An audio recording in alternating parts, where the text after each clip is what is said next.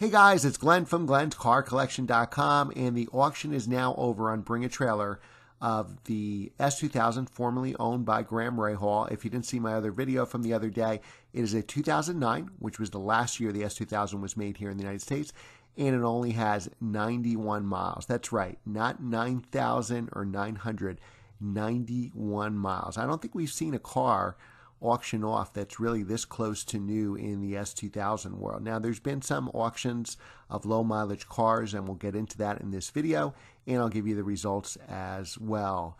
Remember to like, share, and subscribe, and hit that notification bell so you don't miss the next video. So why do we do a lot of S2000 videos? Well, I've owned two of these cars. The first S2000 I've ever owned is this one here, a 2004, which was the first year of the AP2 with 9,000 original miles. It was a blast to drive, and when I sold it, I really regretted selling it. So what do you do when you regret to sell a car? Of course, you buy another one.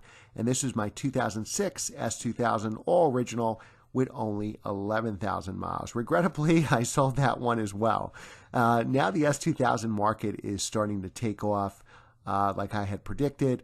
This is a great example here. This is a 2003, which was an AP1 model with only 885 miles. Now that sold in a Mecum auction last year for $71,500. And as far as I know, that was a record for an S2000. Now this is the 2009 model that just sold yesterday at Bring a Trailer. That broke that record. This car was owned by, originally owned by Graham Rahal.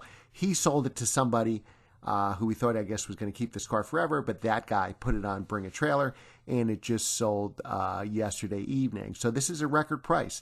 This car sold for $70,000, and with buyer's premium of 5%, the buyer paid $73,500. So that is a record for any S2000, but obviously, he got probably the newest S2000 in existence, being a 2009 last year model car with only 91 miles. So I want you guys to leave a comment below. This guy, when he goes to register his car, if he's paying 6, 7, 8% sales tax, he's really paid almost $80,000 for this car.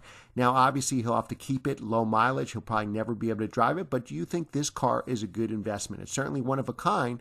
Leave a comment below whether you think this car will go up in value. I'm very curious to your opinions.